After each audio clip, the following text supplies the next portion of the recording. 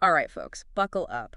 We're diving deep into the world of Jason Stuart today. Yeah, this is going to be good. We've got interviews, we've got class descriptions, social media posts, the whole nine yards. It's like a total entertainment industry time capsule. Exactly. And we're talking 50 years in Hollywood. That's not a typo. I mean, just look at his resume. It's wild. He's worked with everyone from George Clooney, To Faye Dunaway. won an Indie Series Award, has a Netflix comedy special. The guy's done it all. And he won that Indie Series Award for Smothered, right, on Amazon. Yep, Smothered. Hilarious show, by the way. Okay, but here's what really intrigues me, right? This isn't just your average rags to riches Hollywood story. No, not at all. This is about choices, about taking risks. Like, imagine choosing to be openly gay in Hollywood in 1993. Yeah, that was long before it was, widely accepted, to say the least. To guts, man. Serious guts. And it definitely shaped his perspective on everything. I mean, everything from LGBTQ plus representation to just, like, dealing with rejection. Okay, so let's unpack that, because in these interviews, he is brutally honest, like refreshingly so. Oh, absolutely. He even jokes about how all the good gay roles now go to, like, younger actors or Richard E. Grant. Right, right. There's humor there, but also, like, a dose of reality about how far Hollywood has or hasn't come. He's not just complaining, though. He's acknowledging the progress, but also saying, hey, we're not done yet. And honestly, that's what makes his approach to coaching so interesting. Let's talk about that coaching because, that class description is classic Jason Stuart. Take your reel from meh to must-see with my secrets and game-changing strategies. You gotta love the guy's marketing, right? Yeah. And seriously, underneath that humor, you can feel the genuine desire to help people. It's like he wants to save people from all the unnecessary crap he went through. Totally. And that's where his own journey shines through. He keeps saying, get rid of the blocks in your head. For someone who basically stared down Hollywood homophobia in the 90s, that's not just a catchy phrase. No, that's battle-tested advice right there. Exactly. And it's not just about overcoming, stage fright or whatever. He's talking about the mental barriers that prevent us from reaching our full potential. In anything, really. He also really hammers on the importance of having a plan, finding the right direction. Yeah, it's like he's trying to streamline the path to success, knowing how chaotic it can be. He even gets specific about, like, the language we use. He says, I never think of somebody doing me a favor by giving me a job. Whoa, yeah, That's a total game changer. it flicks the script completely. Like, you're not begging for scraps, you're bringing something valuable to the table. And honestly, that kind of confidence probably helped him land those award-winning roles. Absolutely. But there's another thing that stood out to me. The price of his class. It's only $25. Seriously. That's practically giving it away. He literally says in one of the interviews, I don't really want to charge $1 million for everything because I know right now things are very difficult for people. It's so refreshing, right? Like, Yeah, the anti-Hollywood attitude. totally. And even on his social media, he posts this thing, nobody books, that's all I got.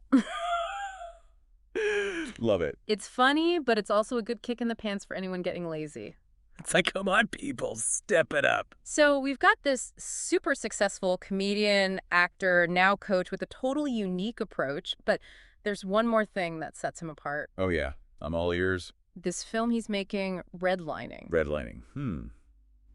I haven't heard about that one. It's about these two families, one black, one white, who inherit the same property after their parents die. Okay, that's interesting. We're talking generational wealth, racial and economic disparity, heavy stuff. Definitely not your typical comedy flick. And knowing Jason's personality, knowing how open he is about tough topics. Well, I'm definitely intrigued now. Sounds like he's using his platform to make a real statement. Exactly. Redlining could be huge, especially with his commitment to representing diverse voices. So we've got this multifaceted career, the coaching, this upcoming film, tackling these complex issues.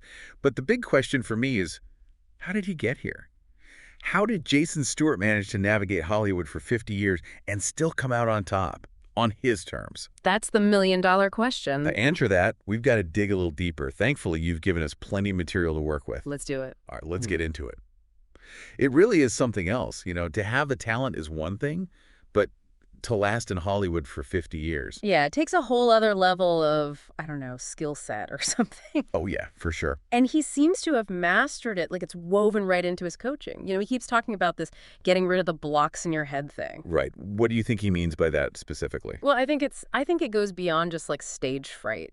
or even just like self-doubt. Yeah. It's like these mental barriers we create for ourselves that prevent us from really achieving our full potential.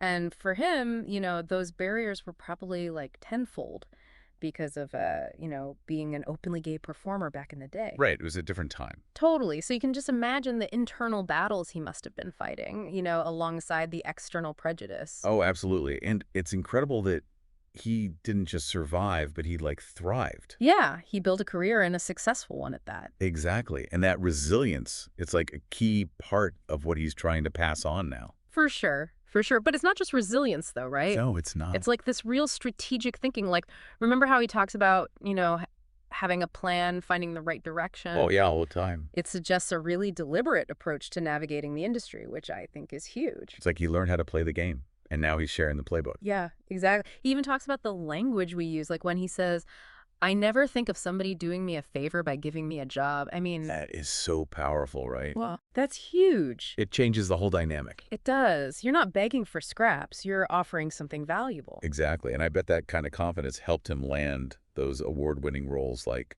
Smothered. Oh, totally. And that Indie Series award, it seems to mean a lot to him. Not just the recognition, but also the fact that it was for a comedy that kind of pushed boundaries, Yeah. told a different kind of story. Right, I see what you mean. It's totally in line with his whole thing about representing diverse voices. Oh, yeah, for sure. And speaking of pushing boundaries, we can't forget about his role in Birth of a Nation. Oh, man, that one. To play a plantation owner in a film with that title, I mean, talk about a bold choice. Yeah, that's not shying away from anything. It shows a willingness to confront these uncomfortable truths, even if it means playing an unsympathetic character. There's a real fearlessness there, I think. Yeah, totally. And he's not afraid to take risks, to challenge himself, and to really portray those complexities of human nature, even the ugly parts. Exactly. Huh. Which brings us back to redlining. Ah, yes, redlining. It feels like the culmination of everything we've talked about. His comedic talent, his dramatic range, his commitment to social justice. It's all there. And it's a story with so much potential to spark real conversation. Yeah, I'm really curious to see how it all comes together. Me too. And he's putting together such a talented team. Oh, yeah. Who's he got? Well, he's got Lee Garlington from Field of Dreams, Alexander Paul from Baywatch, even the director of photography from The Walking Dead. Wow, he's not messing around. Not at all. This isn't just some little passion project. This sounds like the real deal. And it makes you think about how that theme of, getting rid of the blocks, how that'll play out in the film. I was just thinking that will the characters be confronting their own internal biases, or, will it challenge the audience to do the same? Yeah, so many possibilities. It's exciting just to think about it, but before we get too carried away with redlining, let's circle back to his coaching for a minute. Okay, yeah, good idea.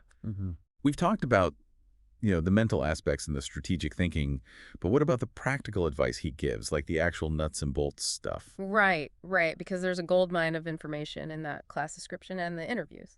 He talks about everything from crafting your reel to understanding the business side of things. He really is giving away years of hard-won knowledge. And he does it all with that sense of humor and that straight talk that we've been talking about. Oh, yeah, remember that line? Nobody books, that's all I got. Oh, classic. That's a good one. So funny.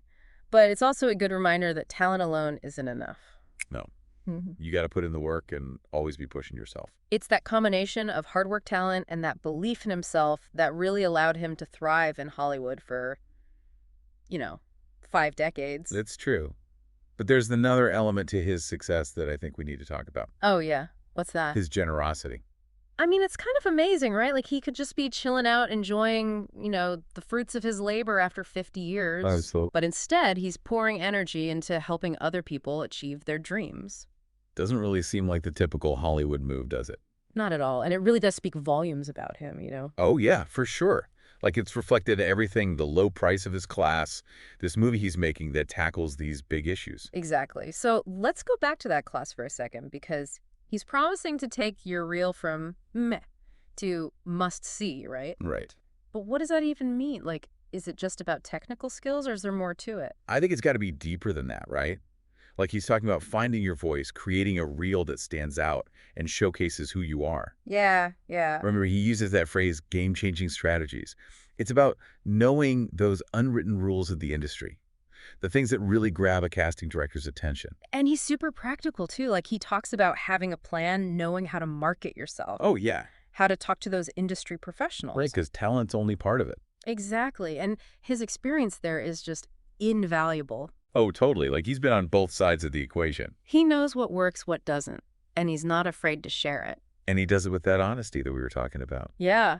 Like that quote, I never think of somebody doing me a favor by giving me a job. It just flips the whole script. It does. It really does. It's about realizing your worth as an artist, as a collaborator, you know. Really, you're not begging. You're Yeah. bringing something to the table. Exactly.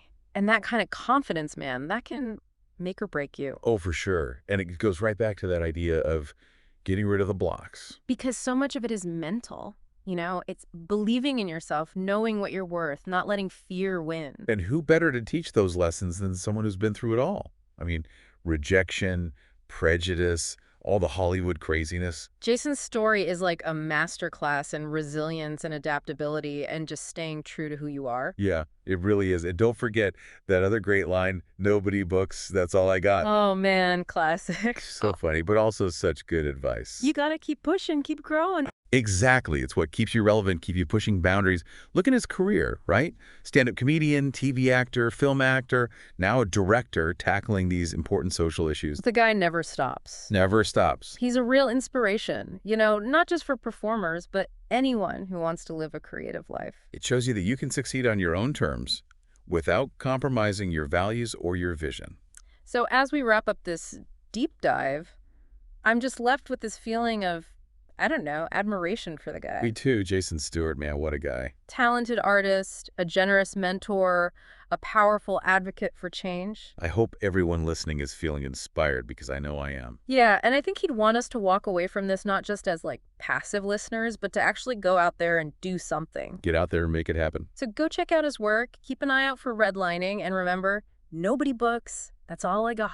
Words to live by. Keep pushing, keep growing, and never give up on those dreams. And that's a wrap, folks. Thanks for joining us on this deep dive into the world of Jason Stuart. Until next time.